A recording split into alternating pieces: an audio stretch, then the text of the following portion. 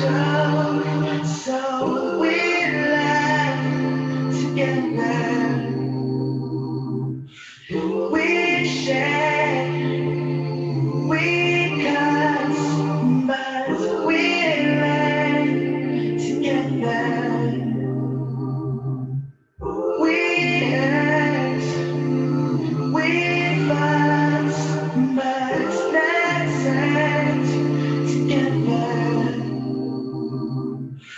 I live, you live, so we live together through everything, even the smaller things, even the harder things. We stay together, yeah.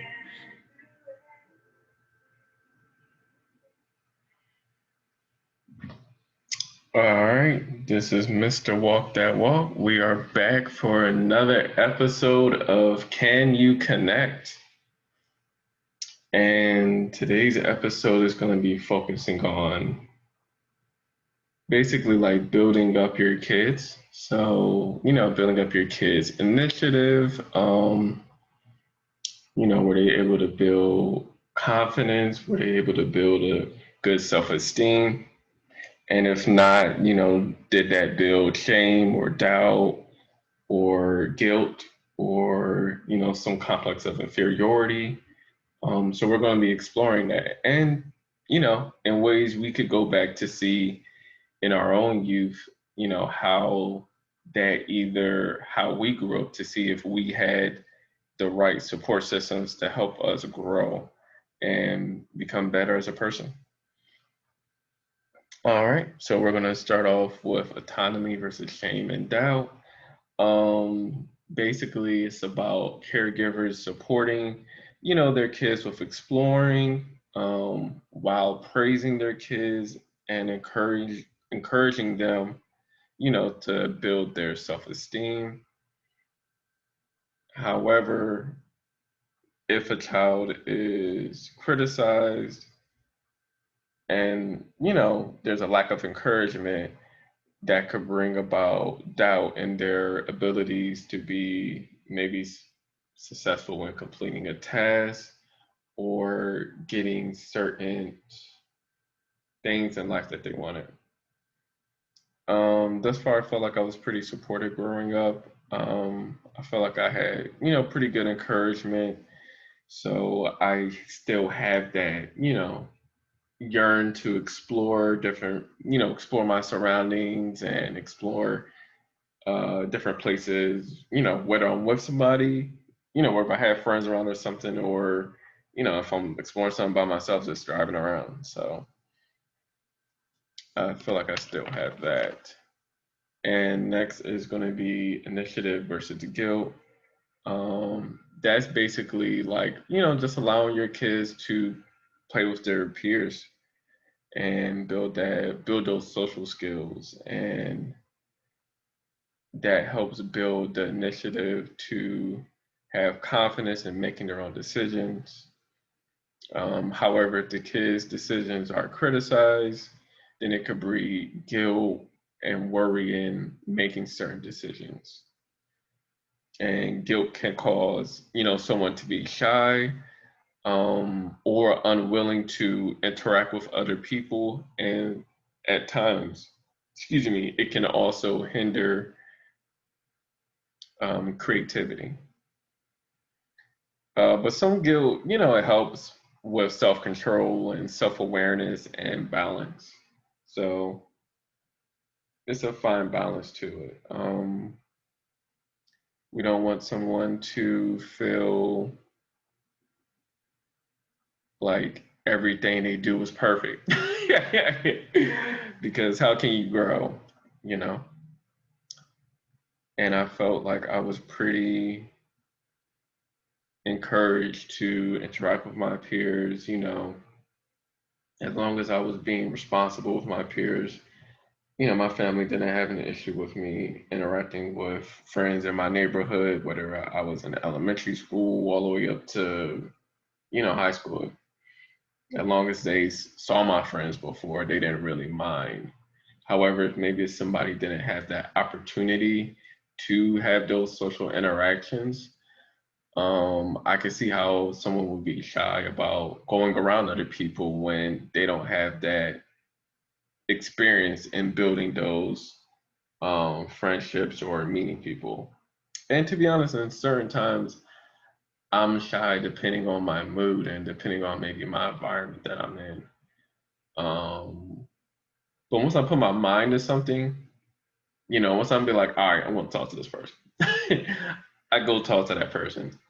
Um, but for somebody who maybe does not have that, then that would be an issue of, what happened in your childhood to hinder you from exploring and interacting with people. So that could definitely be important. And the last one is competence and versus, inferiority. Um, it's just being able to like learn new skills with your peers, um, trial and error. However, if somebody is being bullied, then that could potentially derail that person's progress. And for myself, I don't feel like mine was derailed. I feel like I had pretty positive peers. However, we weren't positive to everybody. Therefore, we did derail some people. So, maybe we all didn't do it, but I definitely made sure I did go back to apologize to those people that we derailed because that guilt can sit with you. And I think that's good guilt, that type of guilt. It influences you to do better towards other people and to apologize about, what you did to hinder somebody or, make somebody feel bad. So our words either help or hurt in a situation. So it's definitely important to really think about those things and think about what we're saying to people to, help them get on a better path so they could maybe help us along the way when we might need it. Yeah. But this will bring a conclusion to this episode of Can You Connect? And of course, we're supporting, you know, Black entrepreneurship. I'm going to be putting in the description vegan skin. So that is, they have like a vegan lotion, and I purchased some of their products. I use their products. They also have the oil that I could put in my hair. It smells good too when you put in your hair. So I'll definitely put them in the description. Um, of course, we always want to support our Black women and support what they're doing. We want to be able to stand strong so they don't have to. And Black men, let's focus on continuing to make improvements, focus on um, improving your environment. Because if you have a good environment, then more people will want to come in your environment and be around you. And this will, is this it? No, I'm not done yet. The last thing is definitely, I'm still open to seeing people for couples therapy, for individual therapy. That was only, I will only be available to do that for people who live in Maryland. However, if people wanted to have behavior health and work on something, certain habits, then I could do that with people throughout the US. So, I have those certifications in behavioral health. I have certification in couples and family therapy and a certification in relationship psychology and my LMSW. So, certified and ready to help folks. Um, I think that will be it to conclude this episode. All the information will be in the description. For inquiries about the therapy, my email is there. And thank you for listening.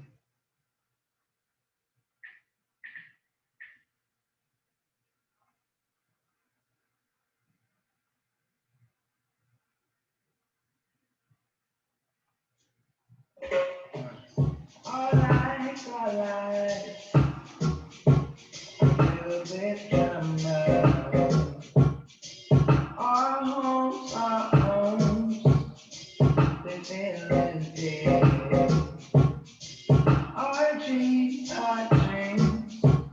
slowly shattered. And our bodies bruised and battered. What does it take to become a legend?